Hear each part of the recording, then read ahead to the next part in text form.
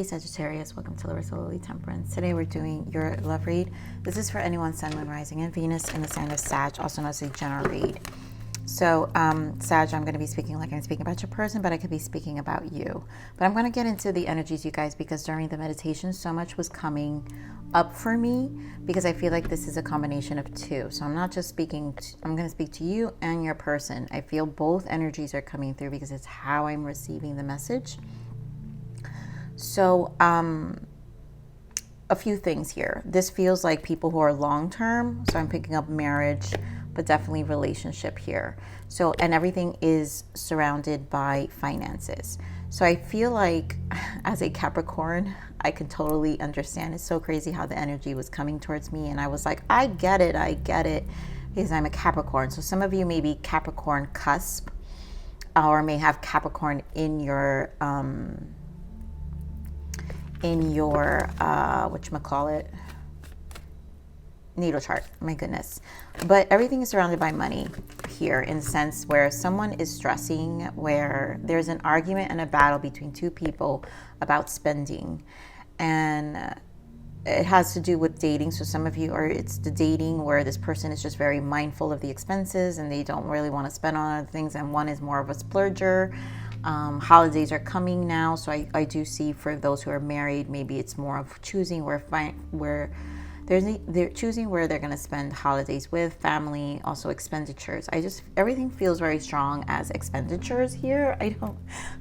So there's a need for a compromise, and that's just what I'm saying. Whatever this is, there's a need for a compromise, and don't let finances get in the way, even though it's one of the biggest arguments in relationships. But there has to be an understanding about it, and we are in hard times. So let's just see where Spirit takes me. Obviously, you guys care about each other, but it's just a matter of compromising. This is what this energy feels. It's like a need for compromise, and that's all this is. Let me get one more, Spirit. Thank you. Okay, two more. So we have love yourself first and wedding. And I really just think this is the wedding, the marriage, the married couple here that we're talking about. We have trust and we have playfulness. So for those of you where I do feel this love yourself first, there's like a selfish energy coming through. And it could be your person, right? Where this person is battling their needs. I'm getting this energy of, when you're in the marriage bubble for so many years, there is an energy of getting used to things, and there are some level of spoiling that happens when you're married, especially I say it because I have a lot of married friends, and I've been single for 8 years. I was in a relationship for 11 years prior to that. But the spoilages that come from relationships, from committed relationships, it doesn't matter what level it is, because I was never really spoiled in my connection, but there were things that my partner did do for me that I no longer had, right? So having to show, I'm feeling a sense of needing appreciation. Someone is too much focused on themselves and not really thinking about the relationship, the union, the reason behind why I feel this way. So here we have trust and playfulness. And I feel this is more the energy for those who are just dating, and this person is probably mindful. So they need to make sure that you're worthwhile, right? That both of you are, the spending that we're doing is fun, right? Playful. We're having a great time. But at the same time, the spending is important. This is long term. There's a lot of, it feels very responsible. It just feels responsible, So calmer waters here, honeymoon energy, which is 6 of Swords. I did see that during shuffling.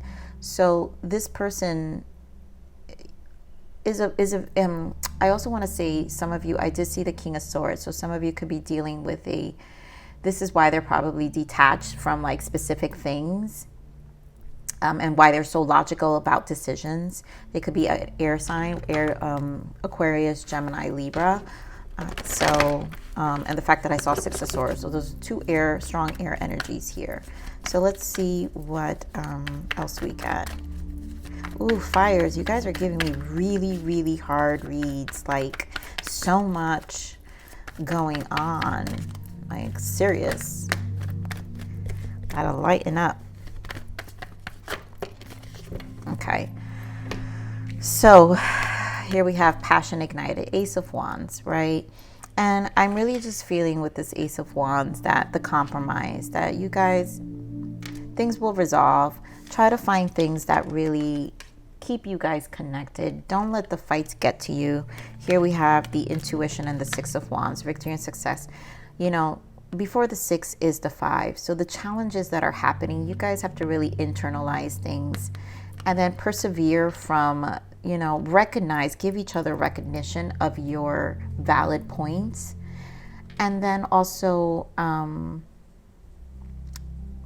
validate them, you know, understand them, right? And then Chariot, to me, Chariot always feels like such a business energy.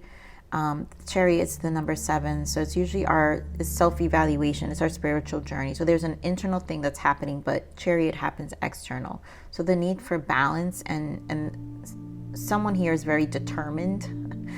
I'm picking up, you could be dealing with a Cancer, a Pisces, and like I said, air sign as well. So we do have the spiritual strength here, which is the 9 of Wands. I just feel like the fights need to kind of stop. You know, this is about stability. There are valid points here. You both are very passionate. You know, for those who are dating, it's new. You know, for some of those who are just dating and like getting to know each other, been together for a couple of months, it's like, it doesn't change how you both feel about each other. And the progression of the Ace of Wands usually to me are like a year duration. Like anything of the Ace is something that you have to invest in for a year, and your soul is investing. If you're passionate about something, you're gonna give it its understanding, and on a soul level, right? Soul is depths. It has to have some depths. So give me more on this Ace of Wands.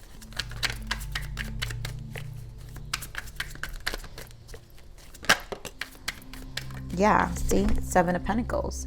It's like you reap what you sow, and there is a need to collaborate here, of understanding what you both want to reap. Want to sow. So, well, both, right? Sow and reap, right? So it needs to be aligned, and you both, again, it's like I was saying, a year commitment. So it's like you guys both have to come to some level of agreement of what that's going to look like. What's giving me, yeah, decision and 10 of Wands. So it's very burdensome right now. It's like, I feel like for someone really does feel the heaviness of the decisions that need to be made, the finances. Because again, we're talking about Pentacles here. What is it we're putting effort towards? And it doesn't take away from the connection. You guys are together, you know, they know this is a union, but we need to align. We're lovers. Lovers are spiritual union. The 6 to me is the highest level of a connection, right? This is the highest level of a connection. And we need to decide, because we're in it together. So this burden and these arguments aren't going to really take us anywhere. 10 of Swords, exactly. You know, mentally, all of it needs to be dropped. The mental, and it's because, again, finances take tolls on connections, you know, and decisions. So, wow, 10 of Cups. So this, a lot of 10s are representing one, cycles changing, but also it's just representing this very committed relationship, or just the happiness. To me, the how good you guys feel together. This is a commitment, meaning this is long term also for those who are, you know, been together for a few months and are just dating. Because again, this person is thinking long term, right? So give me more on this High Priestess.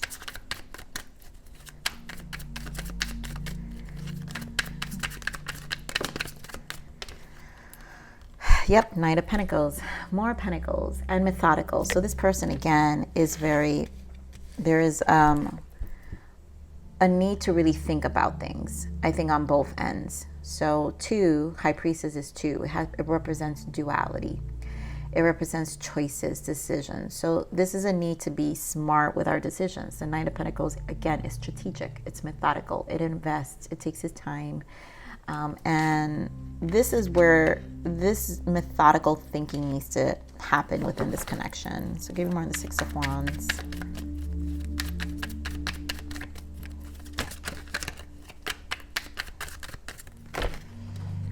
All right.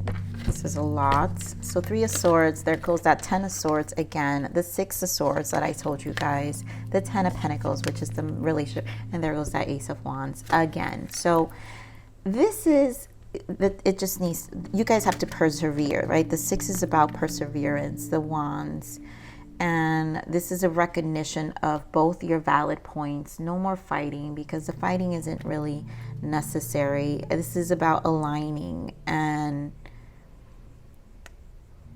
you know, this isn't worth the friction and the separation and the arguments or sleeping on the other bed, you know. So just it's time to move to calmer waters. I'm just feeling persevere. 6-6, and you know, Lovers is a 6-2, so 666 is about choosing love, the frequency of love and not fear. And so it also requires, 6 is harmonizing. It requires the compromise. And if one partner fears, then the other partner needs to feed it with love, so it balances out. So this harmonization between two people, that's why the Lovers is the number 6. This is a constant unconditional love, understanding that needs to take place. And it's, you know, it's because this commitment, Ten of Pentacles, it's not going anywhere.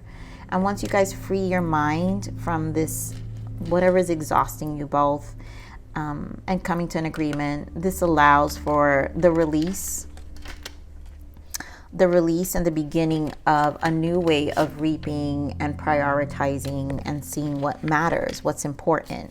So give me more of this Triumph here. Why is the Chariot?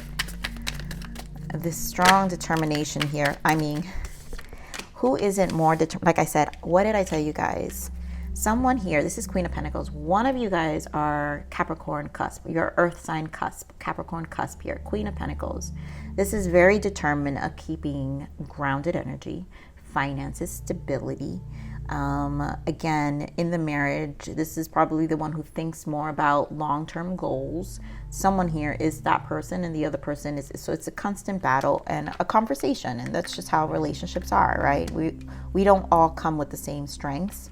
Sometimes we do, but sometimes we don't always do. So this determination to keep the stability, this is what this person's goal is, you know, and they see it for the relationship, because they don't just see it for themselves. Because if they're arguing and battling about it, it's because they see it for the connection. So the progress here, 8 of Wands, you know, they're willing to work things out, but this is what's going to bring the change. So let's see what the message and guidance is for you, Sag. Let's see what the message and guidance is for you. What's the message and guidance for Sagittarius? So, I knew it. 2 of Pentacles, 8 of Swords, and here goes the 9 of Cups. And the 9 of Cups is that yes, it could be that selfish energy sometimes. So yes, blocking, there's an 8 of Swords energy here, or maybe you feel your person. I don't know who it is, you guys, at this point. I'm not going to make pretend every sign is a saint. But this 8 of Swords and the 9 of Swords is someone feels like someone's prioritizing their own happiness. This 2 of Pentacles, and it's a battle in terms, again, Pentacles representing physical things in our lives. So whether it's time, energy, whatever the case may be, this is where the High Priestess energy, both energies, this is why I'm saying choices and decisions have to sit with themselves. Be methodical about their intentions and what they actually want in a relationship. I mean, this, you know, this, the 8 of Swords is self-inflicted. So either you feel like this about your person, but I'm saying this is Spirit giving message and guidance for you. So this could be you, Sag, where it's like someone's got to, you know, you both can reason. There's a way to reason out of this. So, you know, again, 9 of Cups can be very, very selfish in terms of not seeing the other side. So there's a need to kind of expand the mind and see the other person's side as well. So what's the message? What's the blockage for this connection? What is the blockage? I mean, seriously, gratitude. An attitude of gratitude will transform your paradigm. I mean, the opposite of selfishness, it's needing to be grateful. And there's just a need to remember the things we are grateful, what really matters to us. So, and then meditation. We keep talking about the High Priestess. Search within and find peace, wholeness, and love. There's a need to really just find peace with this. There's love here. The fighting doesn't need to happen. You both need to be grateful for the things you do have. And there's just a need to practice some gratitude here. So, all right, let's see what the message and guidance is for you, Sagittarius. Healing. Solitude. This is a time to focus on you and heal your inner wounds, traumas, and inner child. Use this time to be by yourself and work on yourself. So that's that High Priestess energy. The solitude energy is the High Priestess energy, right? And so we tend to find out what is it that's triggering us, because two people are kind of triggered. So maybe the inner child for some of you is, you know, this can feel like, and this message may not be for everyone, but this can feel an energy of someone, this gratitude that the inner child, as a child, this person didn't receive much, and as an adult, like, have selfish tendencies because the deprivation of the inner child or the child, you know, their childhood. So there's a lot that needs to be thought out about, you know, why the need for such an argument like this. This is such a specific message, you guys. This really may not be for everyone, but I feel like Spirit is giving it to me for someone who's out there. So, all right. So give me one more guidance, Spirit, for Sagittarius. Thank you.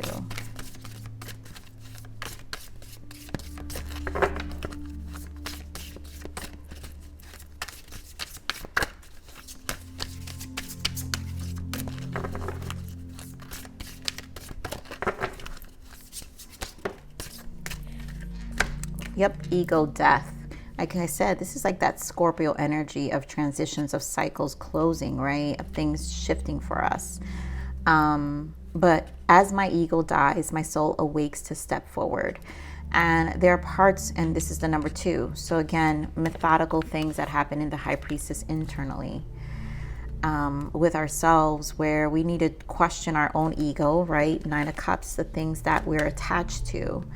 And I do feel that, you know, in terms of, like I said earlier, that for some of you, if it's a long-term relationship where you live together, you've been married for years, this happens in the little marriage bubble at times where we kind of lose appreciation for our partner. And that's why Spirit is saying gratitude, because there are things that our partners do bring to the table. Now, if your person is selfish, this is not for a reading for someone who is toxic and completely selfish. Because I don't feel that. Spirit is obviously not giving that message. And if Spirit will not, the universe never operates for you to stay in toxic environments. That's just not. The understanding of how the universe operates is to understand ourselves and what we're attracting. So our energy vibrates at a level, and so whatever that level is what we're going to experience and what we're going to encounter and what we're going to live out. So this is more, you know, the human has to always question their own frequency and vibration, because that's how we're living out our lives, based off of our own vibration. So we're responsible, basically. We're responsible, right? Ego death. As my ego dies, my soul awakes to step forward. What do we need for our soul to awaken? It's our own and everyone's individual journey. So Sag, I'm going to leave it there. I love you. Please like, share, subscribe. Click that bell button if you enjoy my frequency. But remember to live always relentlessly in striving aspiration. This is the evolution of your soul. And I'm here to nurture you. On to the next message. Bye.